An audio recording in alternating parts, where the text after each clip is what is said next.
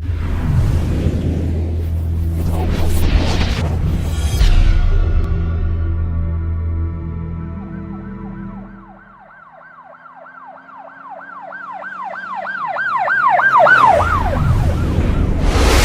वालेकुम नादरीन, अल्लाह ताला से ये उम्मीद करता हूँ कि अल्लाह ताला ने आपको जहाँ पर भी रखा होगा अपने हिफ्ज़ अमान में रखा होगा।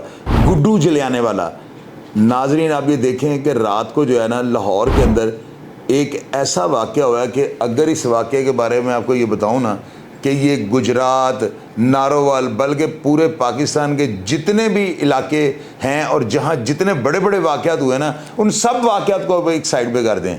और ये जो वाक़या है ना, यकीन कीजिएगा इसने तख्ते लाहौर को जो है हिला के रख दिया है। नाज़रीन, एक पापन नामी लड़का है, उसने गुड्डू जो हैं जलियाने वाले, आपको पता है कि वो बड़े ज़बरदस्त इंसान हैं। उनके भाई शहबाज जो है मेरे बड़े अच्छे दोस्त हैं, मेरा उनके साथ भाई जैसा ताल्लुक़ है। उनके बेटे को जो है ना कल कत्ल कर दिया गया है। ये जिस बंदे ने उस बच्चे को कत्ल किया ना, उसका नाम है पाप। इस लड़के ने पहले भी 5 कत्ल किए हुए थे गेट नंबर 2 पे बहरिया टाउन ना, आज से कोई 14 साल पहले, और उसके बाद ये रिहा हो गया। अब आप ये देखें कि 14 साल के बाद आगे एक छोटी सी बात पे, यानी कि अभी तक मैं खुद हैरान हूँ, बल्कि मैं परेशान हो गया हूँ कि इतनी मामूली सी बात के ऊपर 4-5 हज़ार फायर। आप इस बात को तस्लीम करेंगे?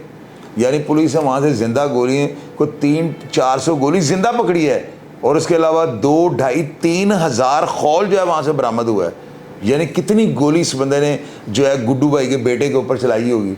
उस बच्चे को जो है उसके ऊपर अंधाधुंध फायरिंग की है। और वाक़या किस तरह होता है कि ये शादी पे जा रहे होते हैं गुड्डू भाई ना, और इनके साथ जो है इनका बेटा और इनकी मिसिस जो है पीछे गाड़ी में आ रहे होते हैं।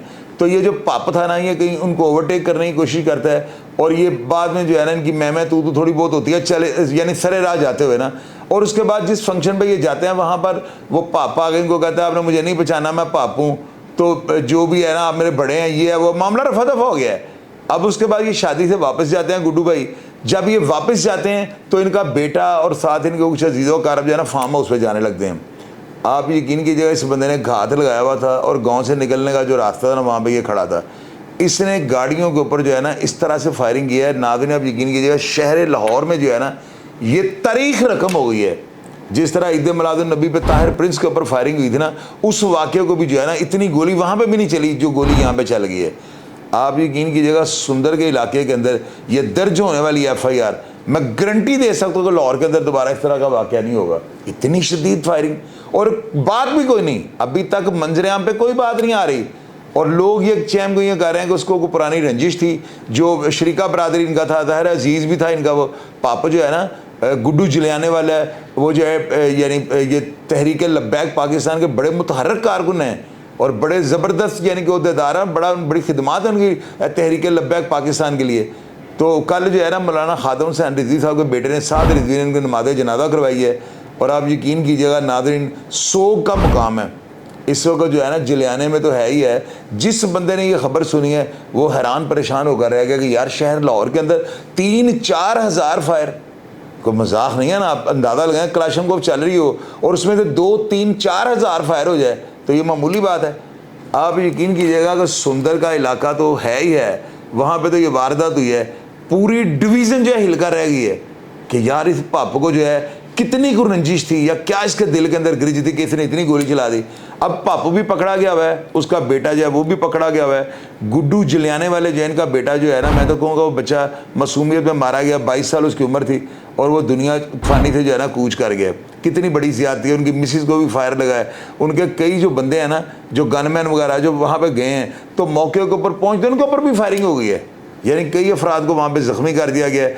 अभी इस वाक़या के पीछे की क्या महरक़ात हैं, और ये वाक़या इतना ज़बरदस्त तरीके से कैसे हुआ, इतनी गोली चलाने की क्या वजह आई, तो ये सारी चीज़ें इनके ऊपर आपको पता मैं रिसर्च करूँगा। अभी मैं इंशाल्लाह सुंदर थाने भी रब्ता करूँगा, देखूँगा कि उसने पुलिस को क्या स्टेटमेंट दिया है, उसने अपना वलीन बयान जो है वो क्या दिया है कि मैंने क्यों इतनी गोली चलाई। कोई रंजिश होती है ना, कोई ज़मीन जायदाद का, कोई इज्जत का कोई रफड़ हो तो बंदे को समझ जाती है कि यार गोली चलाई गई है बग़ैर किसी वजह के।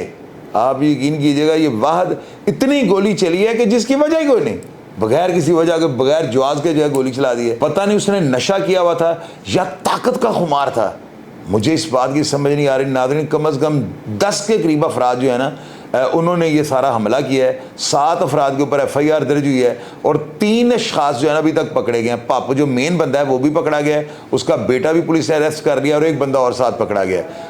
अब देखना यह है कि इतनी शदीद फायरिंग करने की वजह क्या हुई। तो लिहाजा नाज़रीन, जो ही वाक़े के बारे में सारी इत्तला मुझे मौसूल होगी, मैं सारा वाक़या आपके साथ शेयर करूंगा।